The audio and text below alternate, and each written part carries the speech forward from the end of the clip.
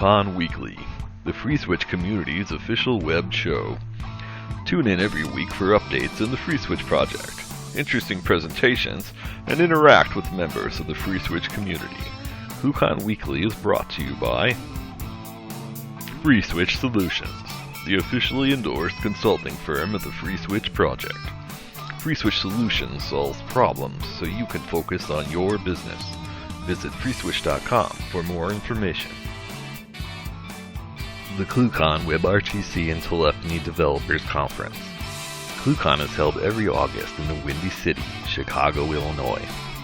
Meet the developers of all your favorite open source telephony projects, make the connections you need to meet your business goals, and see the latest and greatest technology in WebRTC and telephony. Visit ClueCon.com for more details.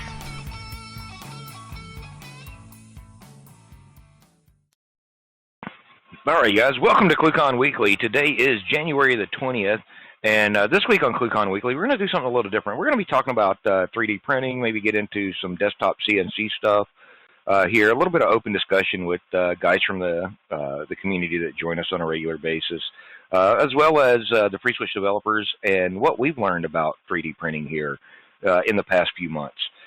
So before we get to that, though, guys, don't forget ClueCon's coming up pretty soon, and I think Mr. West wants to talk about that for a second. Yeah, am I muted? No, I'm here. Sorry about that.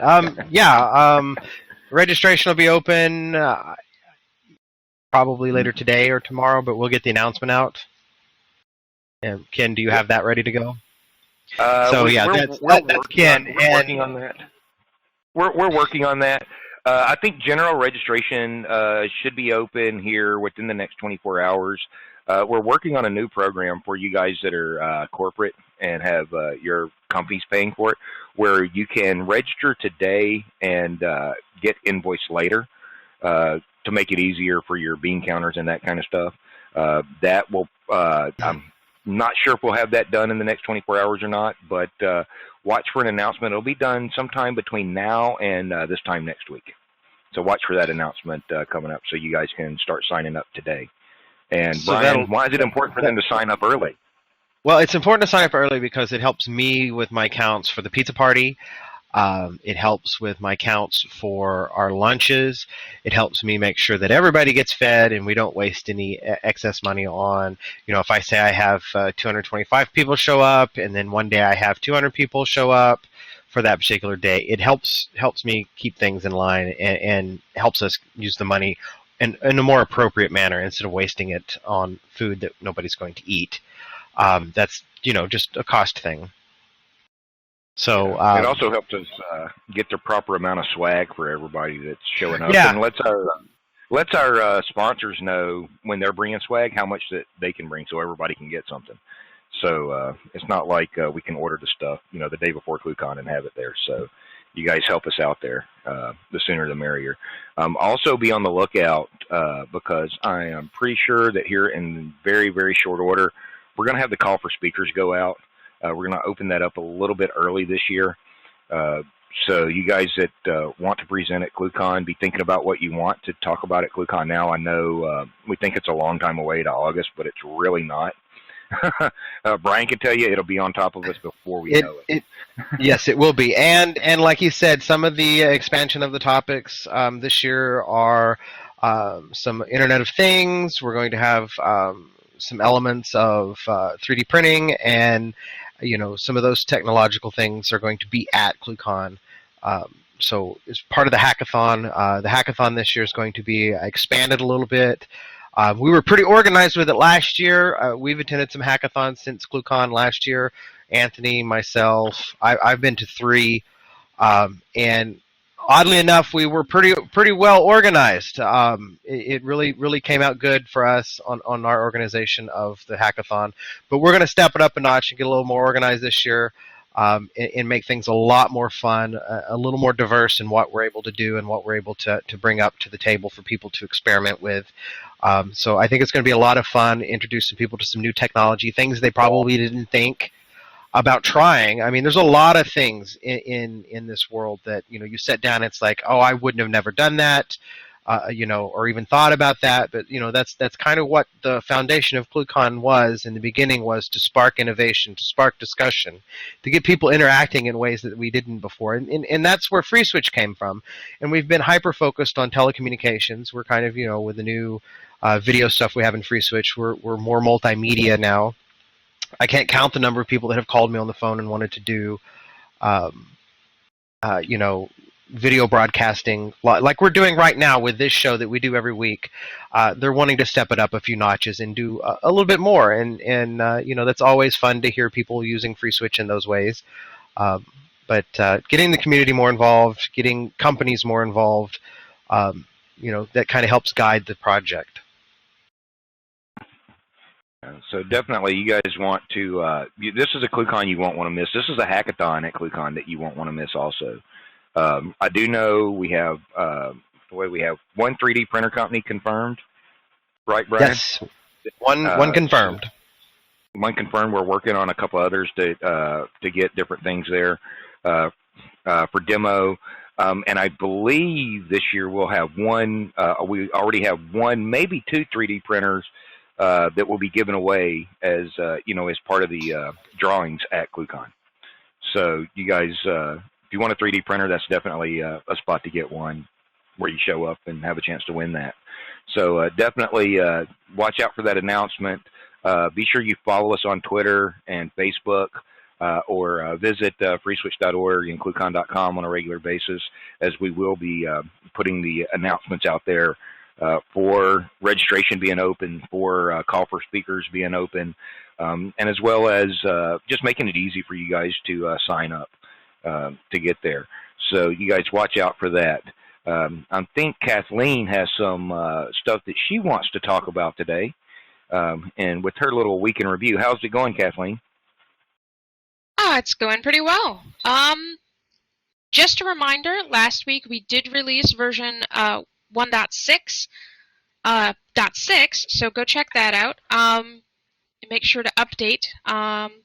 Keep in mind 1.4 is EOL, so if you're not on 1.6 right now, you really, really, really need to get up there. And then as for the review, this week we had some features in ModAMQP. We had some default configurations and profile logging that got added, which is kind of neat.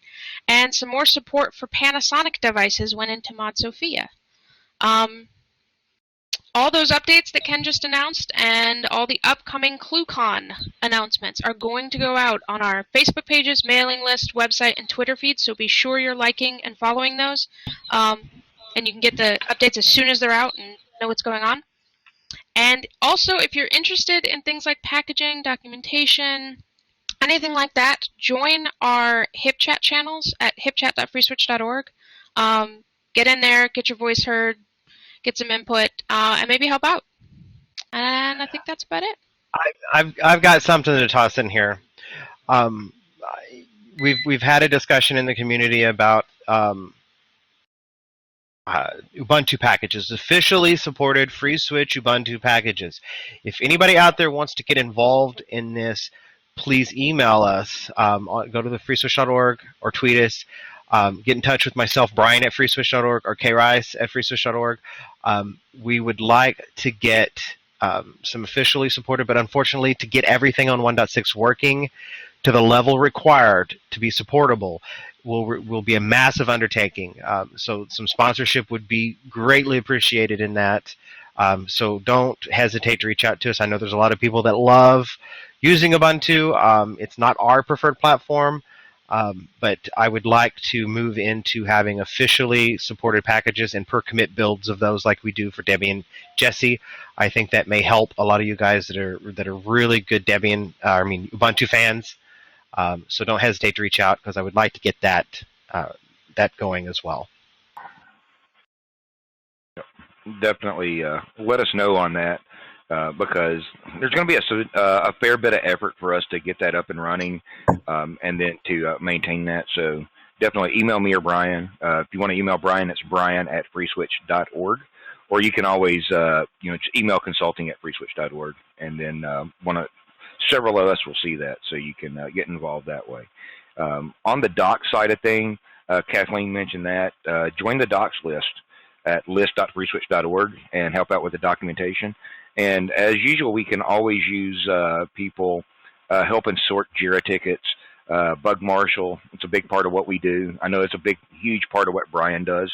And so any help that he gets there, I know he greatly appreciates that. So thanks, guys, for paying attention to that part of the spiel. So now what we're going to do is we're going to start talking about 3D printing a little bit. And I'm going to switch the layout here and let anybody wants to jump in here, you can. Let's see here. So you can see I've got my 3D printer here on going. So one of the things that we've been playing with lately, myself, Brian, Tony, and a few other folks, is 3D printing. So personally, me and Brian have, and Tony has Robo 3D, Cartesian-based 3D printers, and that allows us to do an additive manufacturing process where you could draw an item in a 3D program like 123D from Adobe, from AutoCAD, or any of your other favorite 3D modeling software like Blender. From there, you can take that 3D model that you now have, and you can slice that with a application called a slicer. The slicer takes various parameters that you feed it and slices the model into thin sections that the 3D printer will then print out one layer at a time and additively build it. Mr. West is showing off. Hold on, Brian. Let me. Where's the button at? Let's kick Brian up to the floor right here. So he's showing off a 3D printed T-Rex skull that he did. This is a on glow in his the 3D dark printer. as well. This is a glow in the dark. I made a green one and gave it to my nephew as well. He wants to be a paleontologist, so I printed one in the stand and handed it to him as part of his Christmas gift. Then he took it to school promptly, and everybody loved it. So, and everybody loved it. So along with that, or is that the color of the filament? This is the color of the filament. This is glow in the dark pink. You know, I have to have a pink T-Rex. That's me. See Jersey Mike over there laughing. I printed my nephew's in green glow in the dark, and my sister goes, "Thanks." Now he's going to be scared to death because it's this big bright.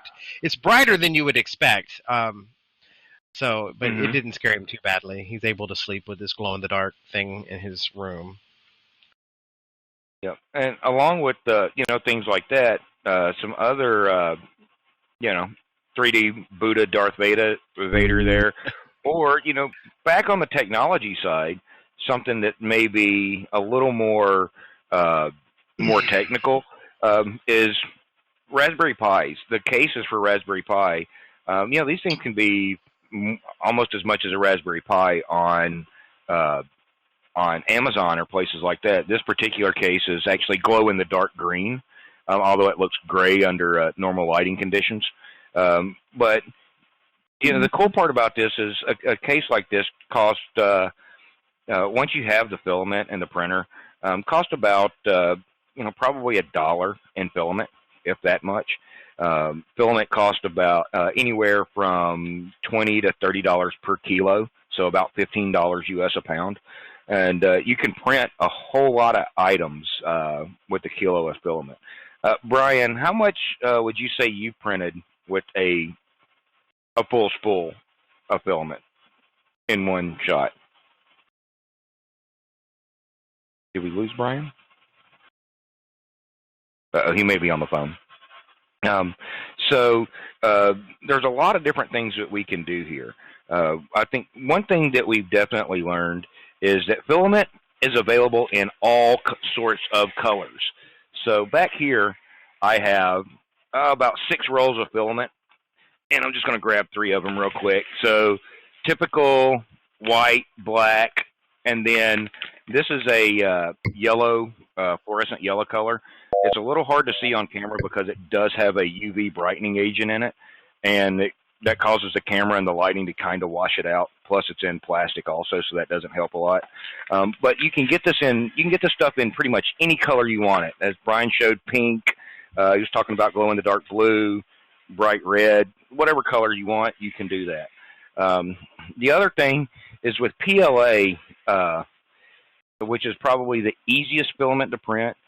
PLA itself is a sugar-based compound polymer, so it is very, shall we say, eco-friendly. If you leave it outside, it's very susceptible to break down in water and moisture. Now, on the flip side of that, because it is susceptible to moisture, you do have to keep it sealed in a dry environment. Once it gets water into it, it makes it not want to print very well. So you do want to keep it dry. That being said, unless you're like in the swamps in Louisiana and you're just leaving your filament out all the time, the moisture is not that big a deal. I think the biggest deal with the moisture there is once they're taking it from the raw material, the raw pellets, and making the filament out of it, there's a bigger issue with moisture there. It just doesn't extrude very well. Luckily for us, at the 3D printing temps that you need, it seems to cook off most of the moisture.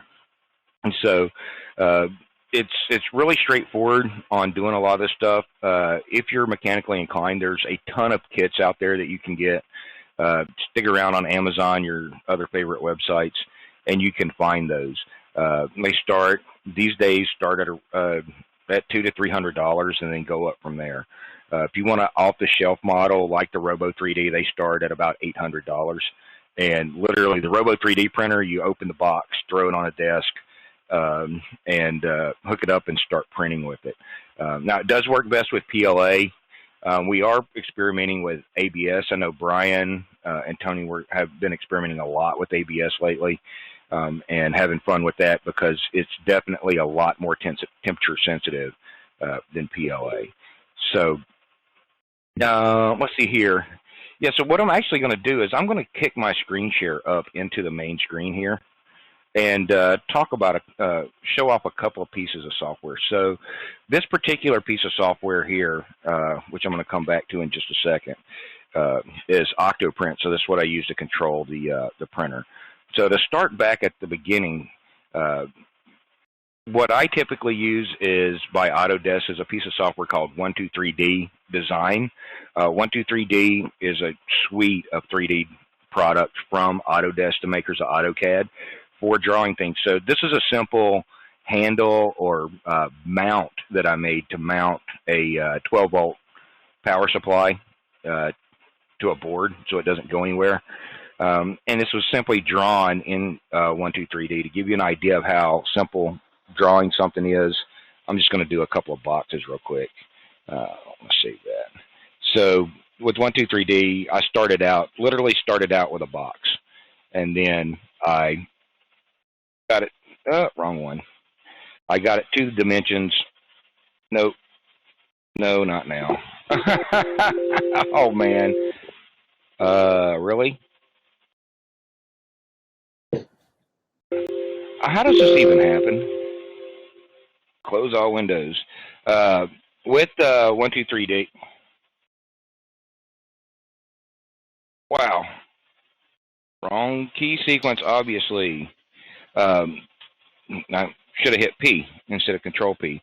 You can literally go ahead and resize this box to the size that you wanted. Now, to get the shape of the handle, I just drew another box and lined it up and drag it around here. And then once I get it to where you want it and the correct size that you wanted, you can go in and subtract that. So you tell it what you want to subtract it from, then you tell it the item that you're subtracting, and boom. Now you have a nice little, 3D shape here, as you guys can see, is just a U-shaped object. So now to get that over to the 3D printer, I'm just going to export that into STL. STL is a format that describes a solid object, and it's very commonly used. You can find STLs everywhere, all over the internet. So test STL 1. So from there, you can take that. I'm going to use Matter Control. Matter Control is a slicer and 3D printer control program. It's open source. You can download it directly off the web. Some of these programs that we're talking about, we'll put the links to these programs in the notes that go on the YouTube video so you guys can find them easier. But with matter control, it's simply now loading up your STL file, and you guys can see here I have several, and Autodesk is going to make me mad today, but you can just drag it in and drop. Now the print bed here that you're seeing, this gray grid, is a representation of the print bed, and so we can kind of flip around and see how we want this. If I don't like the way that this is laying on the bed, you can use matter control to flip it around. But the biggest part of what we're doing here is we want to convert this from a 3D file into a layer file, or what's called G-code. G-code is the instructions that tell the print head what to do. In a CNC environment, G-code is the language that tells your cutting head, go to this location, XYZ coordinate, and cut from here to another coordinate. And so you can move the head in pretty much any direction on there. There's a lot of settings that you can do here. In this case, I want to print, for my material, I want to use PLA, and I want to do a low-quality print. So low-quality print has to do with how thick our layers are, and that kind of stuff. So if we go to with 3D printing, you can print anywhere from 0.1 millimeter in height all the way up to, with some of the bigger printers. What was that big part printer, Brian? What were they printing, like 4 millimeter layer height or something silly like that? They had a 4 millimeter nozzle. Was that the CNC Me Part Daddy that we were looking at yesterday that had a 4-foot diameter by 12-foot tall build area? Yes, that one. Took actual pellets instead of filament, and they brought like 500 pounds for. Yeah, they brought like 500 pounds of filament for 2 days or 3 days of printing. But do you remember how thick the layers were that they were printing with that? Was it 4 millimeters? 3 to 4 millimeters, and it was a 6 or 8 millimeter nozzle. It was fairly large, but you kind of have to have something fairly large for those big prints, and you can't really go fast because you have this big print head, and once it gets enough momentum, you're not printing at a stable resolution, so it has to go slow. Yeah. It was a 4 millimeter nozzle and 4 millimeter layers. Yeah. So okay. I mean, you can adjust in your slicing program for your printer and for your specific application what you're doing there. So now, just for demo purposes here, I'm going to export the G-code out of here, and I'm just going to save that to my desktop real quick. And then, let's see here, I'm going to open that with Notepad. So this is the Notepad++, so you can see what the G-code looks like. So in this G-code here, you can see that there's a lot of commands that are just telling it an X, a Y coordinate, and then how much we're going to extrude here. So this is literally telling the printer in a legacy environment where we're talking about just regular printing. Think of G-code as like EPS for old school printers, where everybody uses the same command structure. This command structure is also used, like I mentioned, for doing CNC. So we'll take this particular file and we would upload, in my case, I'm using Octoprint, and I would just upload that into Octoprint, and then that allows me to basically quick print and go. The video that's showing here is actually a wasp trap code, so where did it go? So this is actually what I'm printing right now. This is a wasp trap that Anthony designed that fits on top of a mason jar. So if you've got wasp problems, I can print this thing out now, put it on a mason jar, hang it outside, and it's something that Tony had a need for, so he just drew this up and tested it out and printed it. So we can go back and watch that print for just a second. So the important thing here is when you're printing, and what Octoprint makes real easy, is there is a webcam pointed at the print bed. So it allows me to monitor what I'm printing from my cell phone or from a browser anywhere. And also if we start making spaghetti or ramen noodle or whatever you want to call it with filament all over the place and not sticking down right, I can abort this print, go figure out why, and start over again.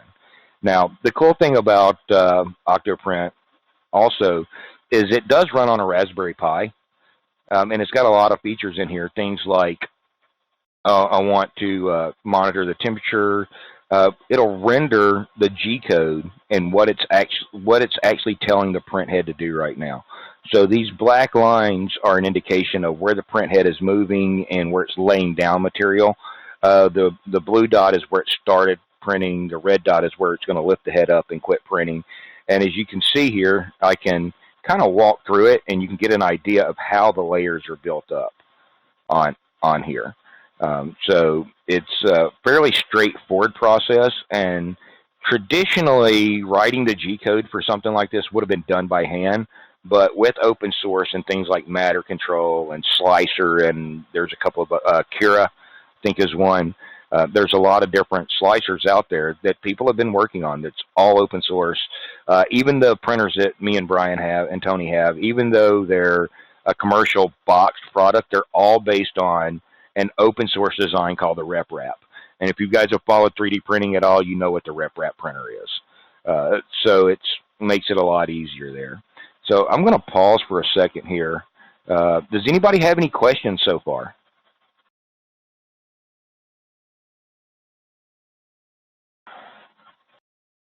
Anybody? Blow that up a little bit. Sorry about the focus. The camera doesn't have the right focal length there. No questions? So what's the typical print time? The print time depends. Print time varies. So, for example, this print here, Octoprint is estimating that it will print for. Let's see, it'll give us an estimate here. It says it's it's not giving me an estimate, but we can get an estimate out of Matter Control. If I look at the layer view on here, with the current print profile, it's saying this is going to take about 6 hours to print. But how long it takes to print is directly related to how big of a volume you're actually printing, how thick your layers are, how much infill you're using. When you're printing a solid, you may or may not do full solid printing. In the case of the object that I'm printing here, I'm doing about 20% infill, and you can see this this square grid here, glorified tic-tac-toe board. That's to provide a structure inside to give it more strength. The more of this you print, obviously, the longer it's going to take. I printed objects. The real-world use case on this is I have a wall mount TV in my house, and I bought just a regular 55-inch LCD TV. I bought a wall mount kit for it. The screws and spacers for attaching the wall mount to the back of the TV were all the wrong length. The screws were too long or too short. The spacers they gave you for the longer screws made the longer screws too short, or the spacers weren't long enough, and it just wouldn't work. So I actually sat down with 123D. Took about 5 minutes to design some spacers. I measured what was there, figured out the difference that I wanted to make on it just in the height of the cylinder, and printed them out. And from start to finish, it was about 20 minutes, including design and print time. I think it took about 15 minutes to print 4 spacers. So you can do various stuff like that. So it's really dependent, again, on the material and your slicer settings on how long it's going to take for anything. And also the material that you're doing, that tells you how, and you kind of got to experiment with that or rely on some of the experimentation that other people have done already on how fast you can extrude the material, which then translates into, how fast are you going to print an object. So let's see here. Let me get back over here. I'm going to get back on camera here for a second.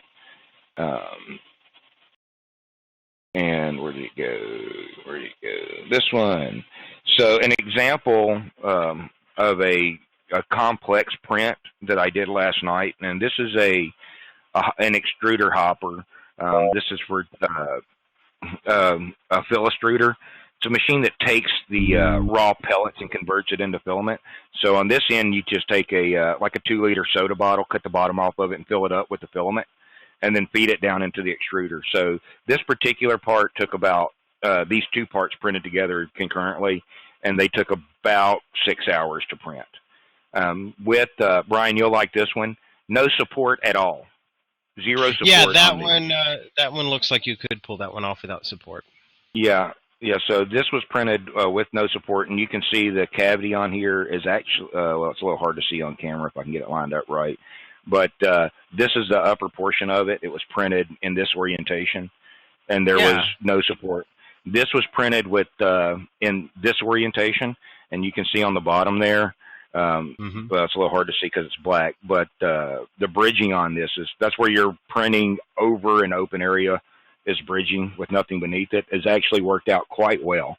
So I was kind of impressed with this. Now, this is black PLA. It's just generic black PLA that I got from Sane Smart off Amazon. So it's all available there. All right, guys. Anybody else have any questions on 3D printing? Didn't you I have had something one, to but show? I forgot it.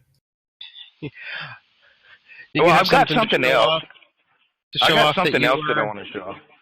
So it works about with 3D printing. 3D printing is additive manufacturing. So you start out with nothing and you add little bits of material to it until you get the object that you want. The opposite of additive manufacturing would be subtractive manufacturing, and that's something else that is actually getting a lot cheaper that we can do stuff with now. And subtractive manufacturing is more commonly known as CNC, or computer numeric control. So this little item right here, I milled on a Desktop CNC machine last night. It took about 6 hours to do this because I was milling this at 1/16 of an inch per pass. To put that in for the European guys, that's about 1.3 millimeters of cutting width, and you only cut at 45% of your cutting head's width. So it took quite a while to do this, but this is about 100-year-old oak that I salvaged out of the barn that used to be where my office sits today. So this is just an example of one of the things that you can do. Now, this is a simple example that I converted from an SVG, just a standard SVG file of the FreeSWITCH logo, and then converted that with a 3D program into G-code, just like you would use with a 3D printer, and except it's removing material. Sent that to the printer, to the CNC, and let it do its thing for a while. So now the way that all these things work is they use stepper motors. The electronics on most of them are all Arduino. The Arduino interprets the G-code and then drives stepper motors in various ways to get that. In a CNC machine or on a 3D printer, most of them seem to be a Cartesian format, so you have an XYZ coordinate system. The big printer that Brian was talking about earlier, the Part Daddy from CME CNC, is what they call a Delta model, and those use a polar coordinate system, or 0 by 0 is dead center of the board, and then your coordinate is a angle and magnitude away from center. So 0 by 3 millimeters. So 0 would be 0 degrees off the center on a clock face, and 3 millimeters above that, away from the center. So you can draw perfect circles and stuff like that. And so it's just two different ways of doing things, but the software luckily will translate the commands for you, so you don't have to worry about it. Now, I think one other thing that we did learn is these kits can be expensive, but the parts can be cheap. So if you want to experiment, there's a ton of information out there. I know for a rep wrap, you can buy one, like I mentioned earlier, for about $800 ready to go, or you could buy a kit for about $300. The bigger the printer that you want to print, the costs go up rather rapidly for off-the-shelf, ready-to-go stuff. What was it, Brian? Brian, you looked up that one printer that was a kit that printed, had about a 0.5 meter by 0.5 meter by 0.5 meter print area. I think it's a couple grand. Well, there was one that you looked up that was like 12 grand. That was the Gigabot XL. That was $13,950. It prints like 30 by 30 by 40 or something, and it has a dual extruder. So, that's kind of out there, and it also is one where the print bed doesn't move. The extruder is all that moves, which when you're printing larger parts, you probably don't want the print bed moving. You have a higher chance of the item you're printing coming undone from the print bed, which will falling over. Print. Yeah, so it's also less inertia to deal with, because that's one of the big things that CNC machines and 3D printers have to deal with is I'm going to use a generic term, tool inertia, because you're moving that, and your stepper motors have to be able to accurately and precisely move that print head across your print bed or move that tool across your work surface in CNC. So you have, good old-fashioned Newton's law to deal with there. What's in motion is going to want to stay in motion unless you can slow it down. So a lot of that's been taken care of. The stepper motors on that are a lot different than what you're used to from, servos like you might see in remote control cars or remote control airplanes. They're a fair bit larger. So it's pretty cool stuff. So I think this year, like we mentioned earlier, we're going to have some of this technology at ClueCon. We're going to have some of this technology available for you guys to play with, and so that you can work on your project. Maybe it's Raspberry Pi based, maybe it's Intel Edison based, or maybe for the sake of argument, it's Arduino based. And so we'll have some models there. Thingiverse is a website. I'll post a link to Thingiverse below in the show notes, where you can get a whole truckload of models, and you can design whatever you want. I think actually there's one thing that we didn't talk about on designing models, Brian. Have you played with Openscad? No, I haven't. I've only played. I used the 123 design from AutoCAD on my Mac, but on the Mac it doesn't perform as well as it does on my iPad. The iPad, on the other hand, is just snappy. It's easier to use. Just point and click, and you're done. So there's a couple of things I've designed on there that I'm waiting to finish. Because that's the fun part of it, is designing things on your own. There's so many things I want to do. It's like, I want to do all the things, but unfortunately I have to do the you have to do them one at a time. Yeah, well, I've got to do all this stuff, FreeSWITCH and the stuff that pays the bills. So yeah, actually, one thing that we, Brian, I want you to a little experience that you had yesterday. You were playing with the ABS stuff, and one of the things that you were having a problem with is the print actually sticking to the bed. I actually solved that problem. I didn't really have a problem with that after a little bit of trial and error. But you kind of want a heated print bed, and I kind of had to use glue, and you have to lay down the first layer at like 10 millimeters a second so that it has time to adhere real good. And then I had to put a skirt around everything I printed so it would stick. Otherwise, it would curl up. But I think Tony had different results than I did. But as far as quality of the print, PLA prints, it seems to be a lot more stable at the higher temperatures that are needed to extrude it, whereas ABS seems to kind of melt a little bit. And I think you need a heated chamber for ABS to really get it done right. That may be the case on there. With PLA, and I think, you discovered quite early that you could just use good old-fashioned Elmer's glue sticks to do that. Yes. Yes. I actually didn't want to buy Elmer's glue sticks because, well, I had a bunch of them already, but I wanted something that was a little bit easier to apply to the print bed. So I went searching out there, and a couple of the forums in relation to 3D printing recommended hairspray. In particular, this bright purple bottle of Aquanet extra hold, extra super hold, and then importantly, unscented. You want to make sure that it's the unscented version here. The scents actually have oils and chemicals in them that actually act as a lubricant, not as you don't right. So you don't want your print smelling like your grandma, right? Yeah, exactly. So, but it was pretty funny when I went down to the little rural DG down the street from my house, 10 miles from here, and I was buying hairspray, and I said, standing in line. Oh, I forgot something. I'll be right back. I run, grab the hairspray, and I get this funny look like, what are you buying hairspray for? Like I got a lot of hair. And I'm like, oh, it's for my 3D printer. And some redneck dude looked like he'd been just climbed off a tractor standing next to me goes, oh, you have a 3D printer? That's cool. Tell me about it.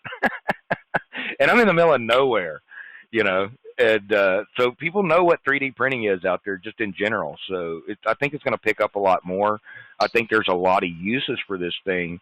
Yeah, there's a lot of things. The gag is the first 12 things you print on your 3D printer is for your 3D printer. But once you get beyond that, I think there's a lot of cool stuff you could do here, whether it's toys for the kids, gifts for the kids, jewelry boxes, stuff like that. But also, things like Raspberry Pi cases. I've got this is a Raspberry Pi 2 with the official Raspberry Pi screen. It's a little bit of unprotected open frame screen here. I'm actually working on a case for this. This is an actual case that was 3D printed for this, and you can see the hairspray on the back makes it quite shiny on the part that adheres to that. So this will give me something to hide all the electronics. This particular part's a little too shallow, but I'm going to modify that to get everything in there, and that'll make it something protected here. Now, this particular thing is probably destined to be a control panel for the CNC machine, or maybe something like a video conference phone or something. I don't know yet. We'll figure out something to do with that. But show them your Pi phone that you did. The Pi phone. Actually, the Pi phone. Let me get that part out of the box over here. So, if you guys remember a while back, I did. What I called it Switch Pi. It was FreeSWITCH running on a Raspberry Pi, crammed inside of a 2500 set, old-fashioned 2500 set. And I also did a version of it that was kind of open-framed. So it looked kind of like this. In fact, this is actually one of the keypads. This little board here is as they call it, a Pi hat, or Pi plate, whatever they call it, for going on the Raspberry Pi, to allow a regular DTMF pad and a LCD screen to attach to that. Now, this looks kind of ugly, so I wanted to make it look a little bit nicer. So I designed with 123D a little case to hide this stuff in, and this is just a prototype case. I haven't finished this up due to how busy you guys are keeping us with FreeSWITCH lately. But to make it look a little bit nicer. It looks more like a alarm keypad this way. But designing this little case here actually took probably about 20 minutes to get it right. And that was 20 minutes of measuring and placing and remeasuring the mount holes for the little standoffs to hold the keypad and stuff into place. And you can actually see those in the back there. And for the record, this is not something... Right, and for the record, this is not something you want to go through airport security with. Probably not. I would, if I was taking this to ClueCon, I would probably ship it ahead. Let FedEx. But not UPS. Yeah, but not UPS. But no, not UPS. Not UPS. Yeah. That's just an example of one prototype that I made. Let me see if I can find it real quick. I'll show off a couple of photos here, Brian. Let me get into the right location. So when I got my, another use of it is when I got my CNC machine, it didn't come with a lot of wire management or anything like that. In fact, it came with absolutely no wire management whatsoever. It was all the mechanical bits and all the electronics bits that you needed, but there was no wire management whatsoever in there. So let me get this thing pulled up. Is this the right one? Let's just bring that down here. I want to go back to full screen over here on the screen share. So it started out looking a bit like this. Wrong screen. So it started out, getting the parts all put together, and this is what it ends up looking like here once it's all said and done. You'll notice that the electronics are uncovered. All the wires are all over the place, and it's just, do you really want to do, you really want metal shavings and wood shavings flying around all this electronics? So I got on Thingiverse and found this cable chain design here, which is 3D printable. You print the individual links, snap them together, and then all the other white plastic bits that hide the cables. Let's see if I got a better picture here. So the bracket on the this is called the x-axis gantry, or the z-axis right here. This bracket didn't exist, so I had to design that. These little square tubing here to hide the wires and keep it clean. And this particular cover for the electronics, none of this stuff existed except for in my mind. So I did take these and design these and 3D print these. So it did make it a little bit nicer on there. And that's just one example of many. I think Brian's designed a few things. I know Tony's designed several things. Tony actually uses, which me and Brian haven't figured out yet, he uses a language called Openscad, which is 3D object design for programmers. You can, in code, define what you want to have printed out. And everything, and then it'll take that and it'll output the STLs, which you can then muck with. The cool thing about Openscad is you can design things like, people have designed things like VR goggles to convert your good old-fashioned iPhone into a VR headset. And based on parameters that you give it, you tell it, I've got an iPhone 6 or I've got an iPhone 6 Plus, and I've got these lenses available. It dynamically adjusts the 3D model so that you can then print that for what you've got at hand. So Openscad is something that I really want to check out and start playing with, but I've got to find time to do that. All right, guys. Anybody else have any questions?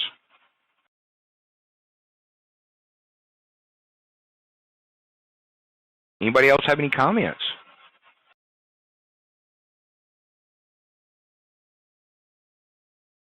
Well, I guess can you print a 3D VoIP phone that has good firmware? It isn't buggy? Don't laugh. I've considered it. Well, I could now. Caveat: would it have good firmware? I don't know. Would it be buggy? I'm not sure. Haven't done it yet. That would depend on how good Brian's code skills are over there, because I'd make him write the firmware for it. So it would probably be buggy. I see how it is. No, actually, Boat, if you come across, or if anybody comes across a shell, phone shells that where it's an STL file or a CAD file that I can convert, I would actually be interested in trying to print some of those for ClueCon. And just for playing with, maybe see if we could cram FreeSWITCH inside some of those things some way or another. It would be quite interesting, just for gag. I don't anticipate an open source or even other than a trivial. Yeah, here's something I made with Raspberry Pi and FreeSWITCH. I don't anticipate like a real phone project in the short term, unless somebody wants to come up with a pile of money to sponsor that. I don't see us working on that anytime soon. Like but never say demo. never. It could very well be a dangerous demo. Yeah. All right, guys. Well, I'm going to go ahead and wrap up the recorded portion of this. Don't forget to let's see here. Let's get the screen back into a good way. See that? Let's see here. So test. We're going to switch it. So all right, guys. So we've just been talking a little bit about 3D printing today, and some of the technology out there that's available. We didn't get a real in-depth on this, but this is some of the things that you guys can play with to get ready for ClueCon. This is some of the technology that we'll have available to play with in the hackathon at ClueCon. So be thinking about ways you can incorporate this into your projects. Again, a few of the websites that you can go to are reprap.org. There's a good wiki there. Matter Control is a good piece of software for controlling your printer. let's see here. There's things like Openscad for you guys that are coders and not artsy types. You can use Openscad for designing your objects, 123D design, stuff like that. You'll hear a lot of those names coming up over and over again.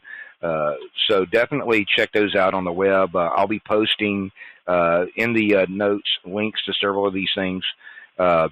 So don't forget to subscribe to the YouTube channel so you can get those updates and when we're posting new videos.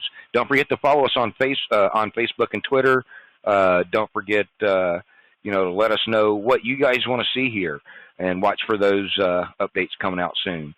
Next week, we'll have a special guest, Randy Resnick of the VoIP Users Conference fame, VUC, will be with us and joining us here on ClueCon Weekly. That'll be a real interesting show for you guys.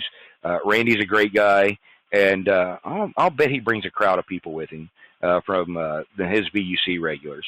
So you guys be here. We'll be back here on the 27th at noon for that. We'll see you then. You guys have a good week.